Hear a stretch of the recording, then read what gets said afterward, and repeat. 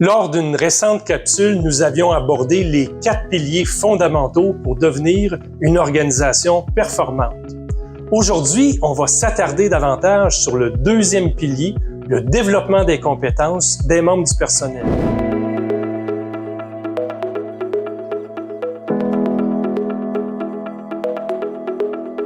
Spontanément et assez aisément, on va penser que les gens bien formés seront plus efficaces, plus productifs et qu'ils vont contribuer à l'atteinte des objectifs de l'organisation. Mais il faut vraiment en faire une priorité. D'autre part, la formation continue génère un sentiment d'efficacité personnelle, du bien-être, ce qui va contribuer à diminuer le stress et les taux d'absentéisme.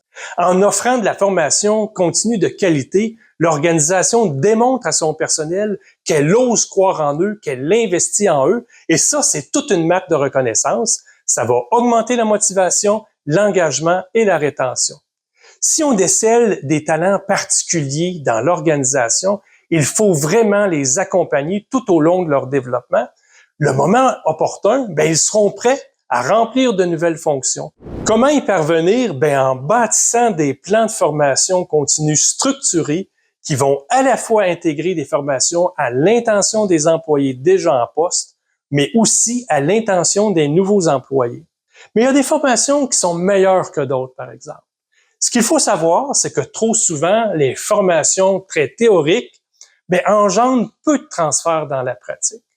Au Centre de services scolaires des Laurentides, pour contrer ce phénomène, on croit beaucoup en des formations en grands groupes.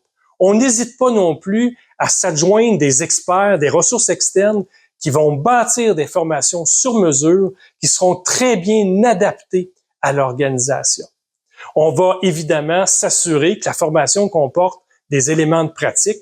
Ça va nous aider à développer un langage commun et le passage à l'action va être beaucoup plus aisé parce que ça sera porté par l'ensemble de l'organisation.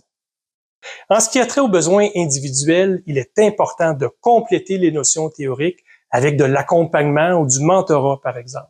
L'idée, c'est de créer une culture de l'apprentissage où le développement professionnel est valorisé.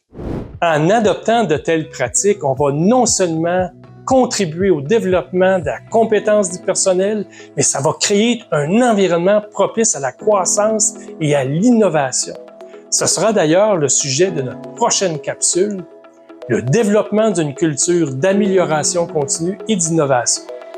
À bientôt.